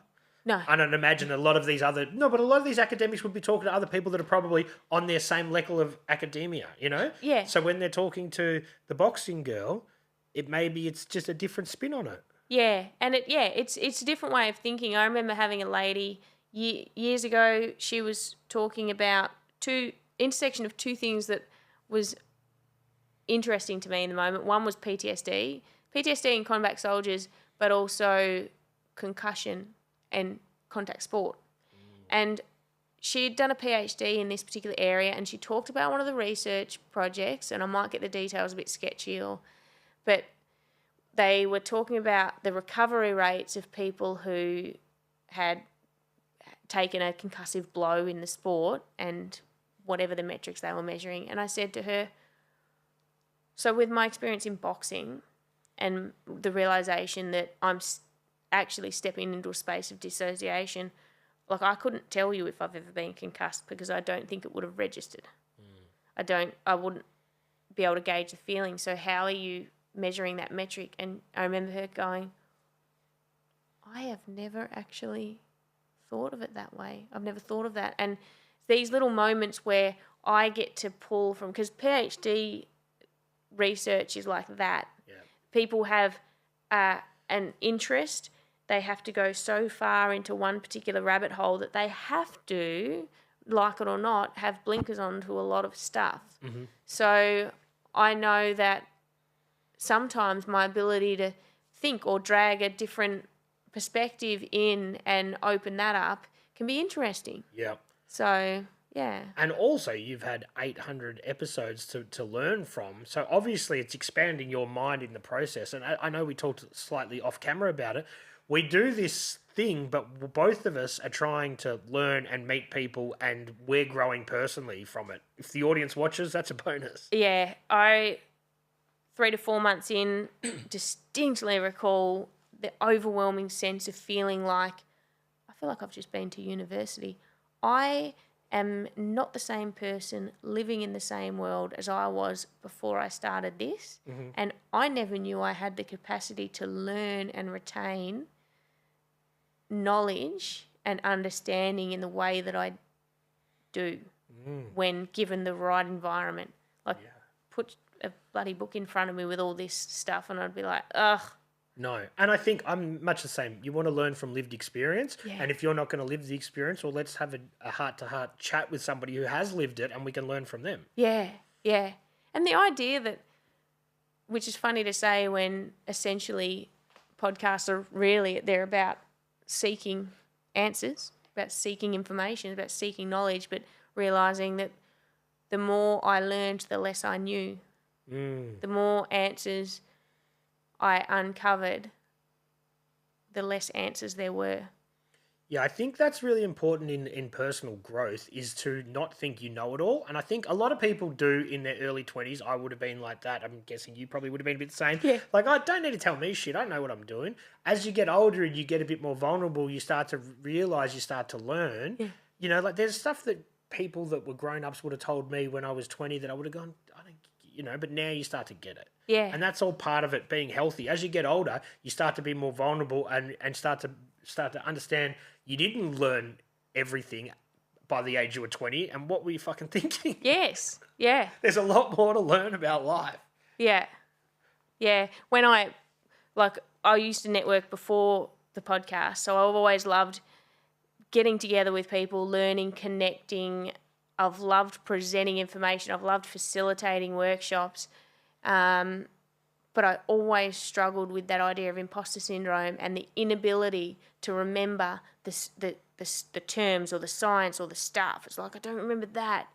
But it, you know, like it all starts to fall into place when you have enough knowledge or understanding for it to have developed into your own knowledge. Mm-hmm. It's like, I'm still terrible at remembering the exact terms or the science or the data or the research project or whatever the thing is, but it's like I've got a reference point. I go like, this is the understanding and I got it from a conversation. Here's where you can go and find the data. It exists. I heard it. I loved it. I can't remember it. Is the podcast something that you think you'll just keep doing forever now? Yeah, I think so. Yeah. Once you catch the bug, it's hard to stop, isn't it? Yeah. And it's the development and the growing and the learning. Like, I started it, I remember a few months in, calling Craig, going, all right, cool. So I feel like I want to get better at this now. I don't know what that means. Like, I found my feet. I'm doing the thing. I don't know what that is. But also, in not knowing what that is, I don't know how to get better. I don't know what better looks like. What does that even mean in this skill set? And I re-released one of my first episodes because I kept referring people back to it. So I re-released it so it was not way down at the bottom of the list. And when I listened to it, oh, God, I was like, did I sound like that? And I don't even know what's changed. Right. And I still sound like a bogan. Have a listen to me. Big challenge starting a podcast. You got to be who you are. But I remember listening to that, and there was a pitch and tone to my voice that was different. There was probably still a bit of the Tiff show, but also I can listen back now and almost cringe at how much I would struggle to articulate because I was out of my depth. Trying to, because having really in-depth conversations with really smart people. I remember editing an episode one day and Googling the word. I'm like, I better Google that word. Where have I picked that up? I can't remember what the word was, but I've picked it up in conversation. It's become a part of my vocabulary, and I'm like, okay, I've used it in the right context. Wow, where am I learning this stuff? It just changes you. Yeah, but going in to your first few episodes, thinking that you're going to smash it is like me jumping in the ring with no boxing ability, thinking I'm going to go win a title. Like, you got to start somewhere. Yeah, you know? So you got to put it into perspective. Yeah. And it's part of a growth and the journey. Yeah. And you never know what opportunity or connection, one of my favourite things is looking back at where's the starting point? Like, where did this start? And I think about boxing, and I was working for this print company, and then it merged with another print company, and the owner of the other one said, I'm a part of a B&I networking group, and now I'm going to be managing production here, and seems you're in sales, you're going to do that. I was like, I'm terrified. So I had to go and do this bloody networking. I remember sitting down for the first networking breakfast, and you have to stand up and you've got 60 seconds. Right, I'm working for a print company. It's not hard. Hi, I'm Tiffanee Cook. I sell business cards. This is a great referral for me, someone that needs business cards. Right. I remember sitting there shaking, nervous. I would stand up. I've memorised this thing that I've got to say, and then I am shaking, and it was just horrific. I can't even remember why I started that story. What did I start that story for? Because I think you've come so far and doing... Oh, yeah, so lily padding back to where things start. So, what started me, so I did that. Through that networking group, this guy came from overseas, from network marketing kind of business, and you have these one-on-one catch-ups, and he'd invited me for one, and I'd gone for that with him, and he goes, oh, you're into all cool stuff. You'd really love this talk on resilience at the gym upstairs by Paul Taylor. He's the guy that took me to that talk. And then I end up going down, so it's going, oh, that, like, where did this whole thing start? Yeah, and that's the thing. I think I had Jaff Curtis on the podcast the other day, and he said he had this mindset, he's going to say yes to everything. Now, if you don't, there's some times in life you say no, and that thing that you said no to, you may not have wanted to do that thing, but it leads to something else, which leads to something else. Yeah. I think say yes to the meeting, say yes to the opportunity all the time, because you never know where that's going to lead. I always use the hashtag say yes. When I was working in the first print company in Melbourne, one of the boss's wife used to make fun of me a bit in a funny way, because I'd always go in and be doing something different. So, oh, what are you doing? So I'd be like, oh, I'm running. Spent 5 minutes running and then buggered my knees. And then I'd do yoga, or then I'd be doing something else, and she'd roll her eyes and go, oh, what are you doing this week? And I remember going, when I die, I will not be saying that there was anything I wished I did. I'll have done everything that I ever wanted to do, whether I stick at it or not. And it's really funny because the whole piano saga recently, a few people have gone, oh, how long will this last? And it's like it's not like I've not stuck at things recently. It's not like I've been doing that recently. So it's interesting when people respond in a, just because it was a overnight decision. I'm going to do this. Yeah. And it's like, whether I want to or not, like I think people rip themselves off because they think I'm not going to try that because I'm not going to stick at it. Like, doesn't matter. Like, there's a difference between quitting and failing and just choosing and trying something, and like you get something out of everything you try. Yeah. So it's not. I think I recently read the book Quit, which is, there's a book called Grit, which kind of talks about the science behind being gritty and sticking at stuff, and I love that. But also this book about quitting and the science of quitting, like a sunk cost idea and things like that. It's actually really, really beneficial to have perspective on, oh, am I quitting or am I actually making a good choice to move ahead with something else? And also, if I try something and I decide not to do it, I've just learned something. So I think, yeah, to fear other people's comments about what their perception of what is going on can sometimes cause us to not take opportunities. Yeah, and I think also in Australia where there is a fair bit of tall poppy syndrome, and people are quick to drag other people down. If you say, I'm going to go start this, and now I guess the way people do that is social media, then people love to go, oh, how'd that work out for you? You know what I mean? But props to the people that try things, because they're the ones that try, and the people that are saying, oh, yeah, what are you doing this week? Oh, yeah, you're going to, like, they're not doing anything. Yeah, and fail fast. Like, dive in head first and fail fast. I dived into the podcast head first. Well, it's 5 years down the track. It's 870 episodes. It's changed my life. I'm doing completely different things than I was doing before. So if people's comments about, just diving into things and not giving it a go, you know, like, you just don't want to, miss opportunities. What would you tell yourself if you could talk to yourself 20 years ago? Oh, Jesus. I would love to sit down with that person. I wonder how I would feel, perceive her, and what I would see in her now. And I wonder, I don't know if there's anything I'd say to her. I'd just be so curious. Like, I think about this at times. I'm so curious to see what it would be like to interact. I guess now, because obviously I know myself. But yeah, wouldn't it be great if we could have that opportunity? You would be your own best therapist, wouldn't you? Yeah. But also, I don't look at anything and go, I'd do that differently, or I wish this or I wish that, because I think it all has a purpose. Like, I think we create a purpose out of something.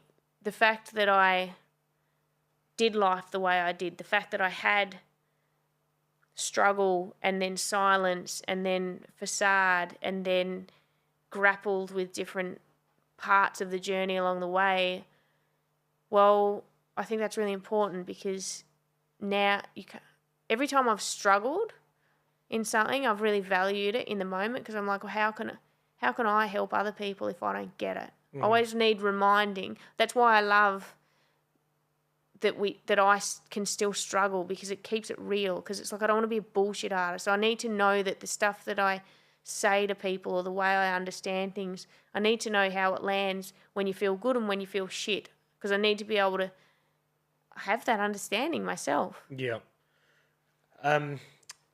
Tony, Jack the Bear, he suggested that you come on this show. Oh, legend. He's the one that said you. So I'm going to ask you to pass the torch. Who would you like to see come on? Ooh. Have you had Tracy Bartram on? No, I haven't. She's bloody brilliant. She's brilliant. I haven't had her on for a while, but she is brilliant. Okay. Yeah. All right. There you go. We'll call her out. You're on, Tracy. You're on, Tracy. Come on. As we get close to wrapping things up, we've almost done 2 hours. Oh. Have you got time to keep going? Yeah. Okay, all right. Well, do you want to tell us what's coming up for Tiff in 2025 and the foreseeable future? Obviously, more podcast episodes. That's not going to stop. More rolling with the punches. But what else is coming up? I want to do more. So I'm doing mindset coaching online. Well, I don't like... It's not coaching. Cancel that. It's not bloody coaching. Okay. the mind PT, reps for the mind. So I'm doing facilitated group stuff, which I'm loving. I really love that. I'm doing a bit of mind PT work one-on-one, and then events and speaking, like just stuff, getting out, I want to do more events, getting people in front of things. I've done a few boxing workshops over the time, so I do like 8 to 10 weeks, just introducing people to cool shit. Mm-hmm. All that stuff, all the people stuff, mate. Oh, yeah, well, that's it. And now, from that person who was extremely scared of the microphone in front of a crowd, now you're looking for those opportunities. Yeah. So that's a very big change.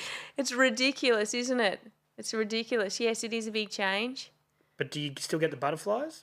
Oh, absolutely. Right, but you like pushing yourself out of that comfort Yeah, zone. I love it. I think what I love about it is I love shifting the energy in a room. I love creating. That's why I love, running a workshop, like a boxing workshop. It's like, here's a group of people. How can I influence the energy in the room? And I just think that's really rewarding. Both. So I emceed an event last year, which was awesome. So it was in Echuca. The two guests were, are you into motorbikes? Not really, no, but yeah. Ben Felton set the Guinness record of the fastest blind man on a motorcycle. Wow. And Kevin, oh God, now I'm going to forget his last name. What is his last name? Just Hurricane, I was about to say Hurricane Handsome then, that's of caffeine for Melbourne. They call him the Hurricane. He's from Horsham Hurricane. We'll come back to his name. Anyway, they were the guests, and we had this brilliant event. And what I loved about it, and a lot of people commented, that to have a strong female presence, able to open up really vulnerable parts of that conversation and about the connection. It was like, you got these blokes doing a highly dangerous thing, right? Mm. It's crazy, but to be able to actually get them to tap into like why and how to connect and trust each other, and just some really, like, Kevin almost died in a motorcycle accident.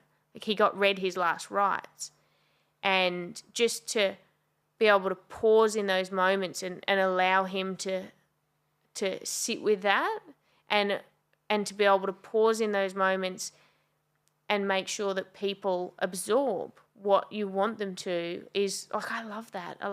Yeah, and to do it online is one thing, but to do it in person's different, yeah.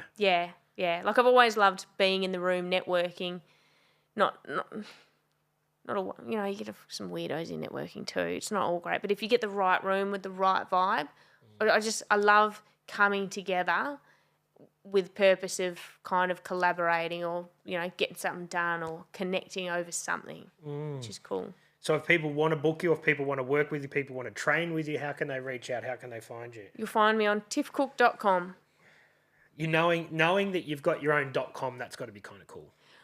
See how I just had to think of it though, because I've always had tiffaneeandco.com.au. Yes, which that might be some legal disputes there. No, but it's Tiffany with a double E. Yes. And my first client ever was a lawyer, a business lawyer, and he gave me that idea. And then I said to him, is this going to get me sued?